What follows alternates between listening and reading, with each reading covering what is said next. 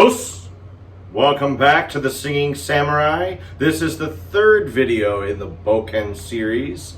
This one on circle strikes, building trust in the studio, and focusing on efficiency of movement and technique over speed and strength.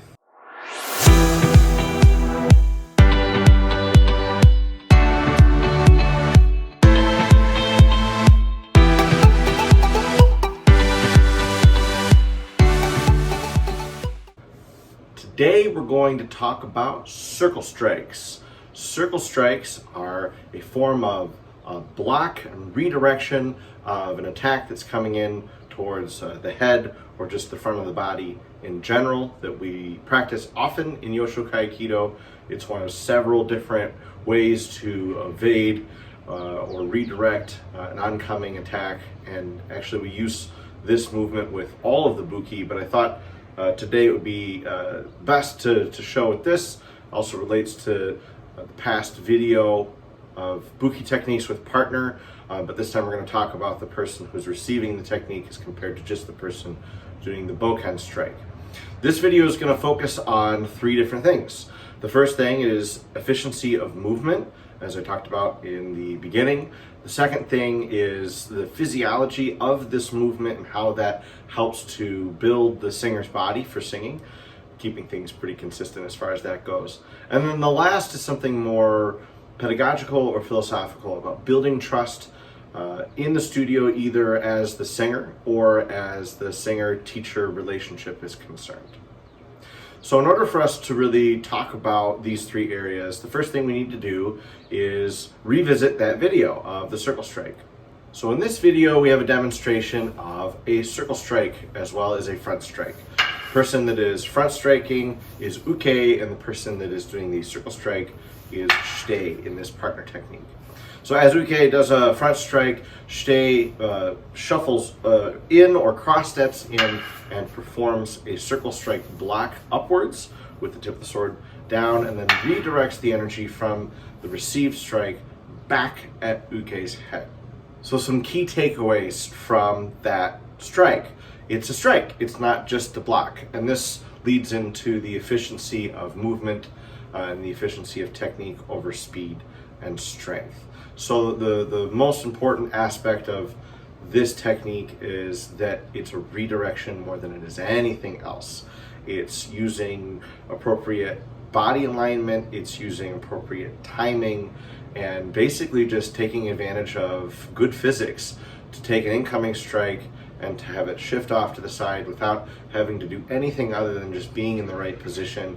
It does not require you to be strong, and it does not require you to be fast. It just means that you need to move at the right time, which is analogous to singing. You don't have to be a bodybuilder, powerlifter to sing heavier repertoire. You just have to have good technique.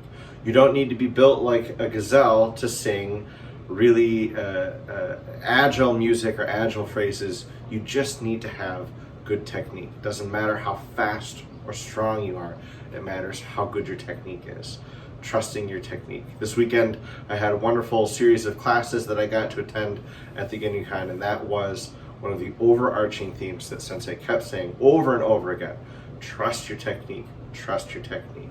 It's not about being strong. It's not about being fast.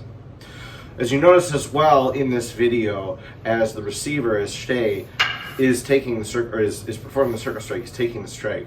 He's moving towards uke instead of away from uke. This is also very important in terms of building trust. We'll talk about that a little bit later on, but it's to say, in short, I trust my technique enough that I'm not going to shy away from this oncoming strike, but instead I'm going to move towards it. And by moving towards it, it's actually a more advantageous position. The most power in the strike is at the very end of the sword, so by moving in, you're kind of taking away a little bit of that advantage. It's still scary nonetheless because someone is striking at your head. Why would you move towards it? And I think the same thing could be said for the stage. Like, why would we want to go on stage and subject ourselves to the scrutiny of an audience? But in order for the show to work, in the same way, in order for the technique to work that we're studying in Aikido, you have to meet that pressure head on. You have to have the courage to step forward and say, here I am. So it's a very similar idea as far as that goes. So let's talk about some appropriate physiological things, and then I also should have said later in the video I'm going to talk about how I've actually used this technique in the studio, although disclaimer, it's a pretty advanced technique for somebody who's never used bokken before, and it's not something that I would advise anyone try at home unless they are really experienced with the sword, either having a student strike at you or you strike at a student, which I know some people watching this video are going to like shudder at that, like, oh, why would I ever strike at my student? But I'll explain in a little bit. First, let's talk about the physiology. So the most important part about a circle strike is the footwork. The footwork in terms of being advantageous for the singer and for the study of Aikido. When we have a strong base underneath us, strong legs, this provides a very solid foundation from which we can do lots of other things. And so in this regard, because uke is striking forward, today is going to lower the center of gravity moving forward, so it's going to require strong support from the legs, a strong base from the legs. And in doing so allows the torso and the arms to move freely and powerfully. In the same way, the more solid our base is underneath us as we're singing, the better we're going to be at taking on any kind of vocal challenge, be it the heaviest repertoire, the longest phrases, or the most agile, or screaming high notes, or whatever it is. If we have a solid base underneath us, we're going to have a much easier time accomplishing those tasks. And this might seem kind of obvious, but maybe something that's not so clearly obvious in pointing this out is that as a part of this technique and studying this footwork as it relates to all of the techniques in Aikido, it trains the body and it challenges us to not only build those muscles and build that coordination in from our hips down to the floor, but it also challenges us to trust those muscles and to trust that foundation as compared to other things. So an example I'll give is oftentimes, especially with beginning students, I've noticed that when they're about to sing something that feels like a heavy phrase, they lift off their heels come off the ground, or their breathing gets like tight and they kind of start to lift up from here like they're picking something heavy up. And when we feel like that, it puts a lot of pressure on the voice. But like the age-old, use your legs, lift from your legs, not from your back, that kind of a thing. If we can apply that in the studio, obviously our students are going to have a much easier time. But we're going to have an even easier time applying that in the studio if our students have experienced this in another situation, especially a situation that's stress-inducing. And that kind of gets into the trust side of things. But primarily right now for the physiology, by training the body and by requiring us to rely on the base of our body, of our hips to the floor, to be solid and our center of gravity a little lowered, it makes it much easier to do this in the studio, and it makes it much easier to teach this in the studio. And I would say conversely, if you're taking a lot of voice lessons and you're learning how to use these muscles and having a good solid foundation, it's going to translate well to the dojo. But that's another topic for another series of videos. Okay, so let's talk about from the hips to the shoulders. This technique of circle strike, we don't just move our arms up. It's a whole body motion up. It's really similar to when you see someone lifting up heavy weight and then pushing it up. It's a similar idea that it's the whole body that's being used. So in having this strong core or strong foundation with our legs, it allows our core to connect to that strength, not be separate from it, but to connect to that strength to allow for a very powerful upward motion. And because of this more upward motion, and the arms are outstretched, they're very highly outstretched, kind of missing it in the camera a little bit. The arms aren't bent here, it's not a block like this, it's not tight into the body, it's out and outstretched. And by doing so, and then returning the strike, we use the triceps, we use all the muscles in our back, our inner and outer intercostal muscles, all these core muscles to support both the blocking motion and the striking motion at the same time. But what's really cool about it is, aside from all of the things that I just talked about before with the foundation and that kind of physiology, again, it goes back to that reliance of, I'm not going to use my arms or be tempted to just use my arms. I'm going to use my whole body to do this technique. The arms are actually, well, you could make the argument the arms are the least important part of this technique, even though they need to hold the sword to block the other incoming sword out of the way. But in terms of the effort and energy used in the body to perform the circle strike, the arms really come last, and the shoulders are supposed to stay very relaxed. So another neat thing about this is that it tempts you to use the shoulders, it tempts you to be tense in the shoulders, but the training method is to actually relax the shoulders in a situation where the arms are actually very active. And so that translates in the studio in a kind of unique way, because with bokken strikes, with holding the sword in kamae, and with the circle strike idea, each one of these tempts the shoulders to come up. And you can see it in a mirror. If the shoulders come up as the student, you can also see the shoulders come up, the sword moves, so the student can see the sword. But with the circle strike, if the shoulders come up, you kind of choke yourself. It's not very comfortable. But if the shoulders don't come up, you don't choke yourself at all. So it's an immediate feedback. Oh, I'm using my shoulders too much. So the training method is to keep the shoulders relaxed and out of it with very active arms, under pressure, under stress.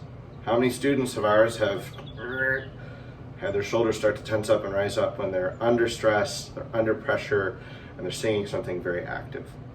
So this is another way of maybe introducing that same physical temptation, same physical stress without singing, which is really, really neat. It's really unique that we can do these things and train the body and train our body and our mind and our coordination in such a way without singing to remove some of these potential bad habits or tension, and then go to singing and have an easier time of removing them. But I've also done this with singing. Again, I'm going to talk about that at the end of the video. Some pretty unique stuff as far as that goes. So again, we got the solid foundation, physiologically speaking. We've got the core lined up and using the whole body connected to that foundation to perform the circle strike. And I would say the last thing that's incredibly important in terms of it being advantageous in terms of the physiology for a singer is that from the shoulders and up, everything is very neutral. Everything is very neutral. We want to stay in line. We want our ears over our shoulders, just like we do in singing. We want to have very good, solid forward presence with our body. The posture is the same as kamae. The posture is the same as a front strike. Everything is the same. Everything in all of Aikido, it's the same posture from here to here and here up. It's the same posture. It's just slightly different footwork and other body mechanics. But again, doing these techniques also encourages keeping that solid, beneficial posture for singing in all the techniques that we do in Aikido and within circle strikes. Okay, so that's enough about the physiology. I guess it's reasonable to mention that the vestibular stimulation we talked about in the first and second video is also present here. You're doing gait movement, using arms and legs, you're shifting your center of gravity and all those things. And so that's also an added benefit. I should say that vestibular stimulation is in all of the techniques in Aikido. I'm just using some of these as an example to show you how. Okay, so we talked about what circle strike is, we talked about the physiology, so now let's talk about, and we talked about the efficiency of movement. Let's talk about that a little bit more and then we'll talk about the trust. So the efficiency of movement, this is a really big one. When it comes to all of the techniques that we do in Aikido, every single technique is about finding the most advantageous position to be in and the most advantageous way to deal with the situation that uke is presenting us. Uke is usually the person who's attacking, shite is the person who is, they're delivering the technique, but they're receiving uke's attack. And so we're never looking to fight, we're never looking to clash. Even in this, you've got two swords striking each other. It's about making harmony actually with that situation, saying, oh, they're coming down on top, I'm gonna move, I'm gonna change that direction without actually impeding their strike. Almost helps their strike because there's something to hit, but then it's off to the side and then I'm clear to strike back. And so it's the path of least resistance in many ways. Sometimes when we do a circle strike and we slip at the right time, they miss completely. Sometimes there's contact. It really depends on the technique that's being trained. But ultimately, it's about the footwork, the body position, efficiency of movement, efficiency of technique in a very stressful situation. This is something that circle strikes can teach us how to deal with that kind of situation a productive way, in an advantageous way in terms of combat, but also to take that situation and say, how can I apply that here in the studio? And part of it is having that trust built up in our technique and the efficiency of movement, which gets into trust, but it's a little bit different. I want to make a distinction. So it's to say, I've had this positive experience of learning efficiency of movement and technique in a very stressful situation, in combat or on the mat in the dojo, and so it makes it easier for me to learn that here in the studio. Again, vestibular stimulation, procedural memory makes it easier for that reason to learn how to trust our technique in the studio, or how to rely on it, as compared to needing to feel powerful, or needing to feel fast, or needing to feel more in control of things that we really shouldn't be in control of. We should just be in control of ourselves. Okay, so on to trust, as it's kind of getting a little blurred. Those lines are getting blurred. There are two main ways that this helps us to build trust. The one is the one I just kind of talked about a little bit, of having that positive experience of building a technique that I can rely upon, that will always be there, as compared to maybe the more chaotic feelings that we get in singing sometimes, of like, oh, I feel really under pressure, this song is just like, this section is really hard, or this upcoming high note is really challenging, or this phrase is really, really long, or oh, I didn't get a good enough breath previously, what do I do? And all of these things can kind of compound, and instead of us just trusting my posture, trusting my breathing, trusting my technique, trusting the diction, trusting everything that I've worked on, instead of trusting that, we try to control it, or we try and force it or make it happen. And every singer on the planet, myself included, struggles with this, has struggled with this, will continue to struggle with this.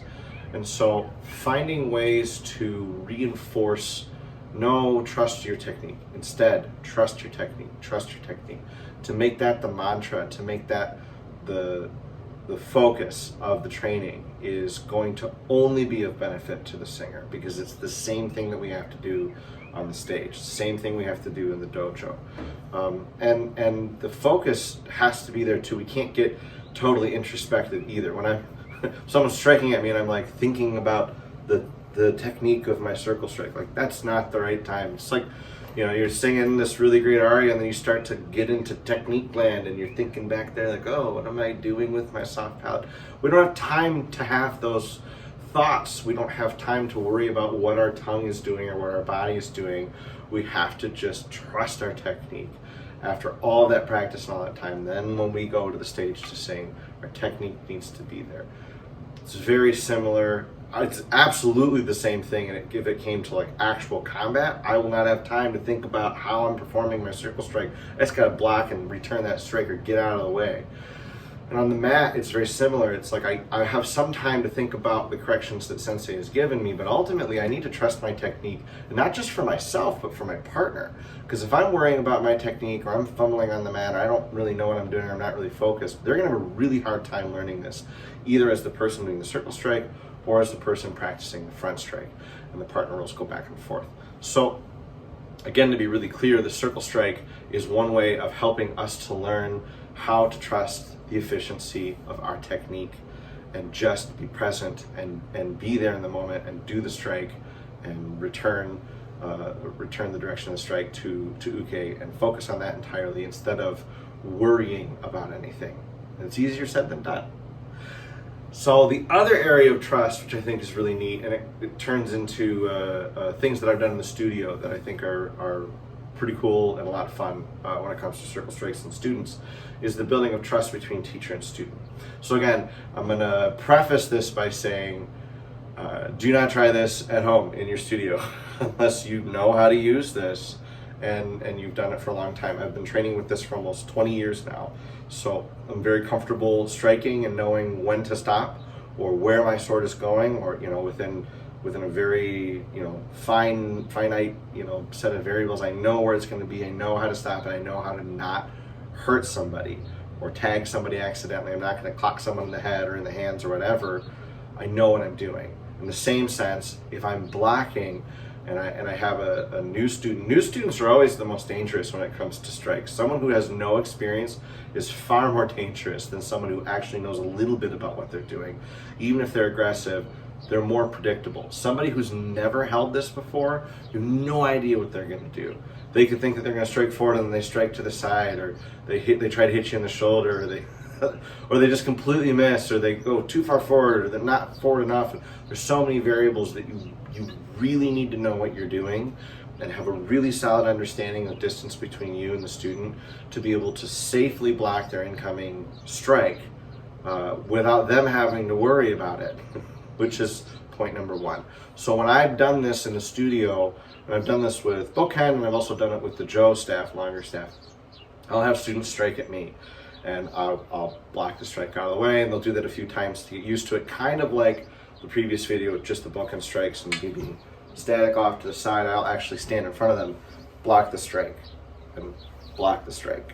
I'll be right there. I don't move out of the way, and so they really feel like they're striking at me because they really are striking at me, and I'm in the appropriate distance that if I didn't block, they would hit. So it's real. It's a real situation, and it presents a lot of stress, which is the point. You know, I know that maybe some watching this may think, well, why would you want to stress your students out in the studio?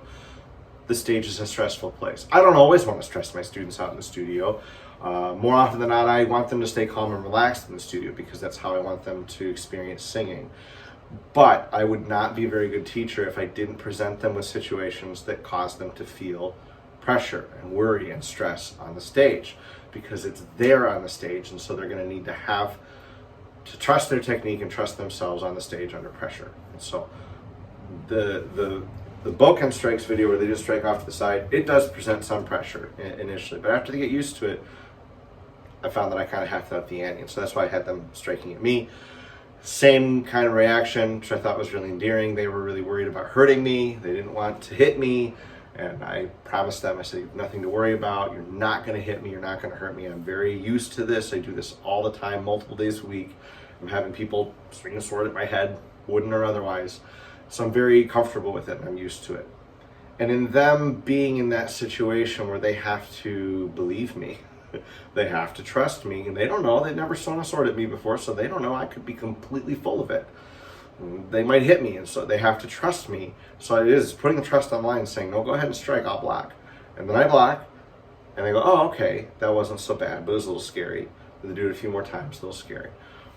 And then they get used to it, they get comfortable, and it becomes pretty fun. And then I add the singing to it. So just like in the other video, either I'll have them sing a certain phrase that they're working on, or maybe just the high note in itself, or a series of notes, practicing kind of like the interval lead that they're working on, going up by half step. Whatever it is, whatever problem spot they have that they just need to really go after it. They need to trust themselves. They need to go after it. I'll have them do that, and I'll block. And I found that, like the previous video, in the other way that I've done this in the studio, I found a lot of confidence in the students after a while. They're confidently singing. It's a much more relaxed sing. It's a much more powerful sing, much more well supported because of the body mechanics, the nature of the strike, and then using these lower muscles to support with. And I find that, just like the previous video, it's the same benefits and more, or it's more of the same benefits, because the ante has been upped. It's a more stressful situation. So it's more beneficial in two ways. It's having that benefit under greater pressure, which is a unique training, right? To be able to say, I can do this under this amount of pressure, but can I do it under this amount of pressure? And then, yes, you can. Okay, that makes me feel more confident in myself, because that was much scarier. I did it that way. Awesome. I'm a better singer, right? So there's that experience. But it also requires more energy too. So it's the right way to say that. It's having the success of doing it in a more intense situation, but also having the experience of kind of pushing ourselves past that comfort level even more under that stressful situation, and then being successful. So there's the confidence of I really did go for it instead of I backed off. And then there's the confidence built of, and I was more successful. And that's really, really cool. So that's them building the trust with themselves. But then they also build the trust with us, the teacher, because it's like, oh, you were here the whole time. I could trust you 100%. I wasn't going to hurt you. That's really cool. So that's pretty neat. And it's a unique situation. I mean, think about it. Like, it sounds simple, but I mean, how many of us in our studio are going to actually want our students to voluntarily attack us with a weapon, right? I mean, that it has the potential to go badly. I'll fully acknowledge that, but it also has the potential to be a really positive experience. And I'm not surprised by that, because I have that positive experience when I'm in the dojo all the time. Everyone that I work with in Yoshokai Aikido has my care as their utmost priority, and their care as their utmost priority, and vice versa. It's a really positive relationship between training partners on the mat. Why wouldn't that translate to the studio? It should translate to the studio. And in fact, I think the only time that it wouldn't translate in the studio is if one or both people were being really egotistical. Thankfully, Aikido is the place where ego goes to die, so that's also a remedy. But still, you know, if you've got a student who is a chip on their shoulder, they're really egotistical, I probably wouldn't do this with them. Not right away, not until there was enough trust with them that I knew that I could trust them to build more trust, for lack of a better way of putting it. But I've also done this teaching my students how to do the circle strike and block. And again, this is a very advanced thing for someone who's never done this. It's a basic technique in Aikido, but it's an advanced technique as well. It's not something that a beginning student in Aikido would learn right away either. So I've had a lot of training with this and experience with this, so I felt very confident in teaching my students how to perform this block and return strike appropriately. And predictably, they were very afraid. They were afraid of getting hit, certainly, but then they were also afraid of returning the strike. It's really endearing. It's like, oh, my students, they like me. Otherwise, they just say, yeah, I want to attack him. I want to go after him. But then they learn, again, that same idea I talked about before. Instead of trying to be faster or stronger, I'm just going to trust my technique. I'm not going to get hit. And by somebody, you know, if I'm swinging the sword, I know how to use this. You know, I could hurt them. Absolutely. There's no question in my mind, and there's no question in their mind. And so it does create that even higher stressful situation. I'm like, ooh, I could get hurt. But you do the block correctly, you trust your technique, you're not going to get hurt. You're going to evade the strike. You're going to be more powerful for it. Them having done just that is enough of a building trust exercise between student and teacher, and trust within themselves and their technique.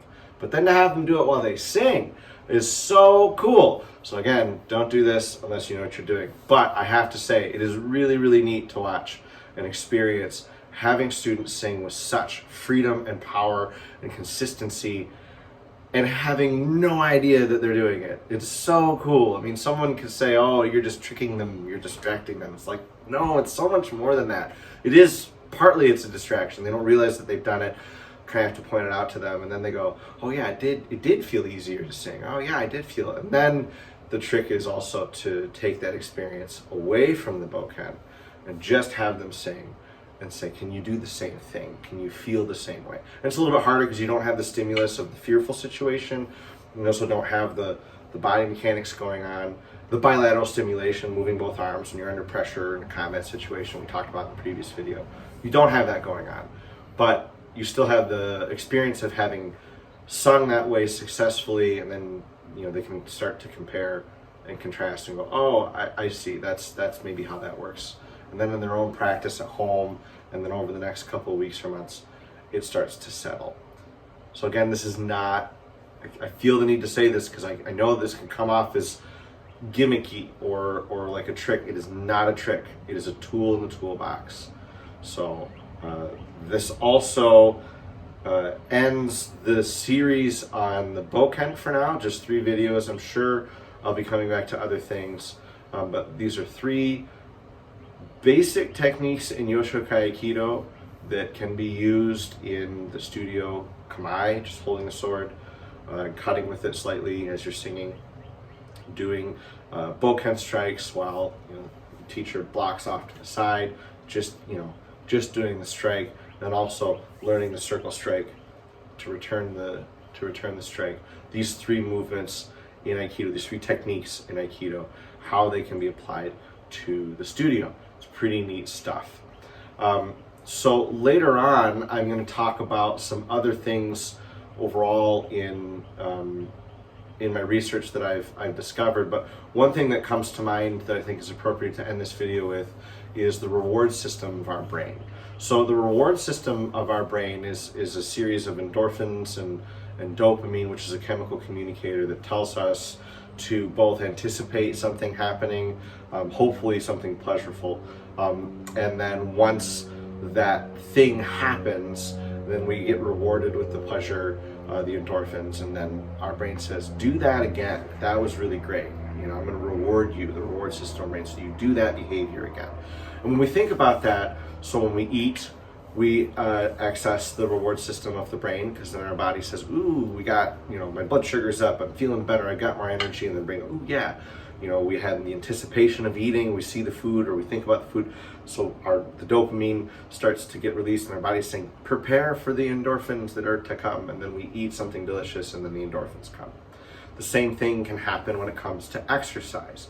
When we exercise, maybe the thought of the exercise can be kind of dreadful, but it's like, oh no, I'm going to go exercise, and our body says, all right, we're going to prepare to exercise. And you start to get that dopamine release saying, be prepared for the incoming endorphins. You get done with your jog or your calisthenics or whatever, training on the mat and training in the studio, and we get that release of endorphins, that reward. What's necessary for us to appropriately access the reward system of our brain is two things. Anticipation is very, very, very important.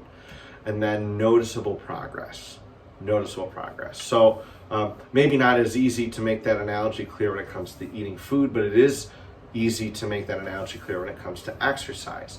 If you go to the gym and your trainer is a complete jerk, which I don't know any trainer that actually is like that, maybe some of them are, most of them tend to be pretty positive, but say they're a complete jerk. So you have this anticipation of, I'm going to go to the gym, I'm going to be surrounded by people who I think are in better shape than I am, and maybe they are, they look better than me, I don't want to be compared to them, and then I have to work out, and my trainer's going to be a jerk, this is going to suck, and then it sucks. Our anticipation was that it was going to suck, and it sucks. Right? Maybe we actually have a really great workout and go, I was anticipating this to be terrible and it wasn't that bad.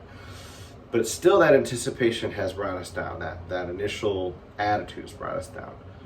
And then if we don't have a very good workout and it doesn't go that well, or we don't feel like we're making appropriate measurable progress, we won't get that endorphin release and we won't be rewarded, because that's our body's way of saying, well, that sucked, don't do that again.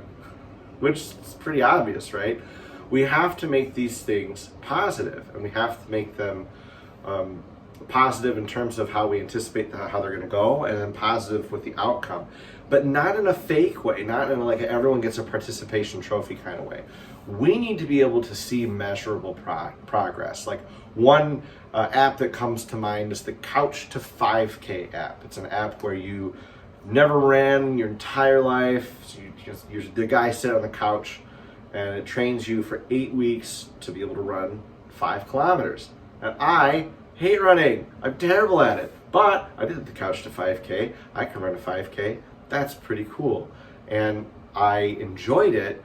Every time I ran, every time I was about to go run, I had that anticipation of like, oh, I'm going to go and have this run and it's going to go well. And then I could look on my app and say, I was faster than the last time. I ran a little bit further than the last time. It's measurable progress. And then, oh yeah, I did a great job. I went, exercised, I ran, I did better. It makes me want to come back and do it again. We need the same thing in the studio. We need the same thing in the studio because the same thing happens in the studio. And so without getting too far into this, and maybe I'll talk about it more in a later video, we need to anticipate that things are going to go well, and then they need to be measurable in how well they went. So in using circle strikes as one way of going about this, we can have that anticipation, shifting it from something that could be negative, like, oh, I don't want to do this because it's scary, to, hey, I did it and it was actually a lot of fun. And then saying, okay, the last time it was fun, it's going to be fun again. Oh yeah, it was fun. It was even more fun. I felt even more confident about what I was doing. This is really great. I want to do it again. I want to do it again. I want to practice again. I want to practice again. when we go into the studio on our own and we practice, and if we are really negative to ourselves or we anticipate that it's going to go badly, it probably will, and then we won't want to go back in the studio and practice the next day. But if we go to the studio and we sing lights out and we give the best concert we've ever given to absolutely nobody, it's great. It's like, I did it. It's so great. We want to go back in the studio the next time. Same thing in the studio for a lesson. If our students come and they have a really negative time, they're going to dread coming, and they're going to dread going to the practice room. But if they come and they sing well and they have the experience of singing well and doing well, they're going to go home, they're going to practice more, and they're going to repeat that situation because they're accessing that reward system of the brain. And it's a very old system, just like fight or flight. Without it, we would have died. If we did not have the reward system, why would we put effort into anything? If we didn't feel good after doing it, we wouldn't do it. Why would we do it? We'd probably just try and conserve as much energy as possible and not die. So instead of ignoring that system, better to take advantage of it, or at the very least an understanding that it exists, to not set up our lessons in such a way as that system runs counter to what we're trying to do. So it requires students to have a very positive outlook and us to have a positive outlook and trust and so on and so forth. But ultimately, this is one way of building that and going down that road. So yeah, I think that covers it for the bokken and this part of the Buki series. The next couple of videos are going to be about the jo, how we use that as a staff, goes about the armpit, and then the last set of videos is going to be with the tanto, and that'll kind of comprise the introduction to Buki, how you can use that in the vocal studio. So if you have any questions, please put them in the comments below.